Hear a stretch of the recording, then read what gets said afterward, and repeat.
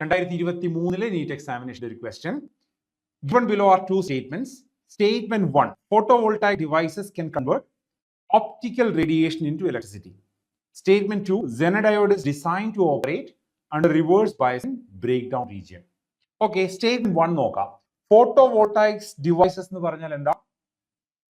Solar ലൈറ്റിനെ അല്ലെങ്കിൽ ലൈറ്റിനെ optical റേഡിയേഷനെ electricity ആയിട്ട് convert ചെയ്യുന്ന ഡിവൈസസിനെയാണ് നമ്മൾ ഫോട്ടോവോൾട്ടായിക് ഡിവൈസ് എന്ന് പറയുക. അപ്പൊ രണ്ട് ടൈപ്പ് ഡിവൈസസ് ആണ് നമ്മൾ പഠിക്കുന്നത്. ഒന്ന് സോളാർ സെൽ, സോളാർ സെല്ലും രണ്ട് ഫോട്ടോ ഡയോഡും. സോളാർ സെല്ല് നമ്മൾ ഉപയോഗിക്കുന്നത് ഇലക്ട്രിസിറ്റി ജനറേഷന് വേണ്ടിയിട്ടാണ്, അല്ലെ?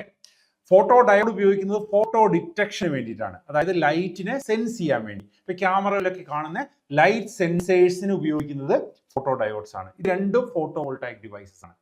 ഓക്കെ, അങ്ങനെയാണെങ്കിൽ സ്റ്റേറ്റ്മെന്റ് 1 കറക്റ്റ് ആണ്. ഇവിടെ photovoltaic devices can convert optical radiation, അതായത് ലൈറ്റ് റേഡിയേഷനെ ഇലക്ട്രിക്കൽ എനർജി ആയിട്ട് കൺവേർട്ട് ചെയ്യുന്ന ഡിവൈസസിനെയാണ് നമ്മൾ ഫോട്ടോവോൾട്ടായിക് ഡിവൈസസ് എന്ന് പറയുക.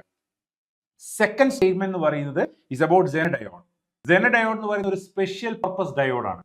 നമ്മൾ NCERT ടെക്സ്റ്റ് ബുക്കിൽ പറയുന്നുണ്ട് സ്പെഷ്യൽ പർപ്പസ് ഡയോഡ്സ്. LED ഉണ്ട്, സെനർ ഡയോഡ് ഉണ്ട്.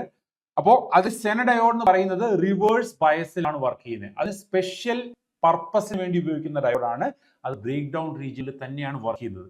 സെനർ ബ്രേക്ക് ഡൗൺ വോൾട്ടേജ് ഒക്കെ നമ്മൾ പഠിക്കുന്നുണ്ട്, അല്ലെ? അപ്പൊ സ്റ്റേറ്റ്മെന്റ് 2ഉം കറക്റ്റ് ആണ്. ഇവിടെ നോക്കിയാൽ സ്റ്റേറ്റ്മെന്റ് 1ഉം സ്റ്റേറ്റ്മെന്റ് 2ഉം കറക്റ്റ് ആണ്. പക്ഷെ they are independent of each other. രണ്ട് സ്റ്റേറ്റ്മെന്റും അങ്ങോട്ടും ഇങ്ങോട്ടും ബന്ധമില്ല. അങ്ങനെയാണെങ്കിൽ statement 1 is correct, statement 2 is correct. Option 4 ആണ് ഇവിടെ കറക്റ്റ് ആൻസർ വരിക. Both statement 1 and 2 are correct.